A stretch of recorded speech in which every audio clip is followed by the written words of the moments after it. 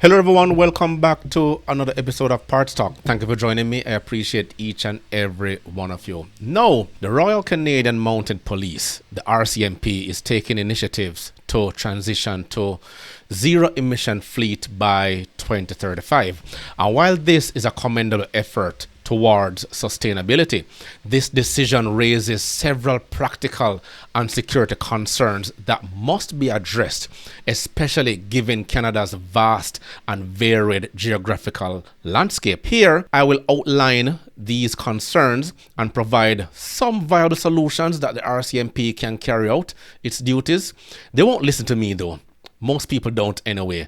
But thanks to the CBC for carrying this report, at least we can get an idea of the concerns shared amongst both ourselves and members of the force. If you're new to the channel, please hit that subscribe button and give a thumbs up in case you need to go. Let's get into this feature. When it comes to the RCMP and horsepower, this might come to mind. But soon enough, this could be the norm. The Mounties are responding to a federal request to switch its fleet to zero-emission vehicles by 2035. We want to see what's in the realm of possible, and we want to be ahead of the curve. An unprecedented challenge at that. The RCMP has the largest land police fleet in North America, roughly 12,000 vehicles on the road, including in many remote communities. It's not just taking a retail and putting it out on the road. There's all kinds of equipment that goes into the vehicle, and that in itself is already very complicated. This Tesla needed to be fitted with lights, a radio, computer, and a new backseat for suspected criminals. One lesson learned so far, this glass roof, not ideal. It's not the best vehicle for someone who might be trying to escape from the car. The RCMP says Teslas like this probably aren't suited for every detachment, but it's giving them valuable data on how Mounties can go electric. Okay, it's a really short video, but I'm going to get into some of these concerns. Seeing that glass roof right there is also proof to show you that most of these electric vehicles, if not all, are actually luxury vehicles with luxury and comfort in mind. The first concern off the bat is the performance of EVs in cold weather. They'll get a little bit into that later on in the video. And this issue is long-standing with empirical data evidence. EV batteries are less efficient in cold temperatures, leading to reduced range and longer charging times. They will need to implement advanced battery thermal management systems and heated garages or charging stations to mitigate cold weather impacts. The second concern is rural and remote area challenges. The issue is that many rural and remote areas lack necessary charging infrastructure, which could limit the operational range and readiness of these EVs. They will need to invest in a comprehensive charging network, including fast charging stations strategically placed in rural and remote areas. They may need to consider mobile charging units for emergencies. And my third concern is vehicle readiness for police activities. He just showed that. The issue is that the current EVs may not be factory equipped to handle the specific requirements of the police work, such as high-speed chases, rugged terrain, or carrying heavy equipment. Tesla, in particularly, you've seen it here, may not yet have a division set up to produce utility vehicles. Only legacy automakers like Ford, Toyota, GM, Isuzu, Volvo, and Mercedes come to mind. So the RCMP will still need to wait a while until these legacy makers come fully on board. Utility vehicles are built differently, factory-specific for that specific task. And the solution is to partner with EV manufacturers to develop purpose-built police vehicles to meet these specific requirements. What they're doing is retrofitting existing EV models with necessary police equipment and enhancements. But EVs are already heavy, so they are compounding the safety concerns. Let's continue. Charging is easy in Ottawa, but it's a major concern for remote areas, where the RCMP has jurisdiction. When you head out into the prairies and the northern part of Canada, and the northern part of our provinces as well, we cover a lot of ground and our detachment area is quite large.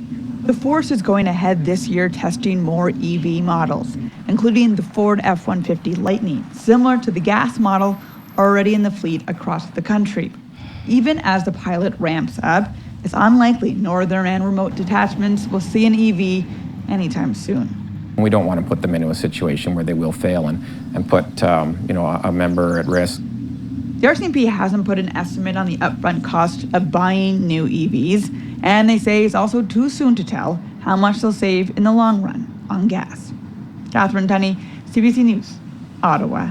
The fourth concern I have here is the operational range, and the issue here is the limited range of EVs compared to internal combustion engines, ICE vehicles, and it could hinder the long duration patrols and emergency responses. The solution is simple. Utilize hybrid vehicles as a transitional step, ensuring longer range and reliability, while infrastructure and technology are to improve. The fifth issue I have is the charging time and downtime. EVs require significant time to charge, which can reduce the availability of police vehicles for continuous operations. They will need to employ a rotation system where a portion of the fleet is always charging while others are on patrol. Rapid charging technology and battery swap stations is another budget allocation we have to take into consideration. Woe unto us as taxpayers. The sixth issue is the security concerns with data security and privacy. EVs are equipped with advanced telematics and connectivity features, posing cybersecurity risks, and the RCMP will need to ramp up robust cybersecurity protocols and regularly update software to protect against any type of hacking and data breaches. They may need to hire and train personnel on cybersecurity best practices just to monitor these particular EV units. My seventh and final issue is reliability in emergencies. Now, in critical situations, any delay or failure due to battery limitations or charging needs could have serious consequences,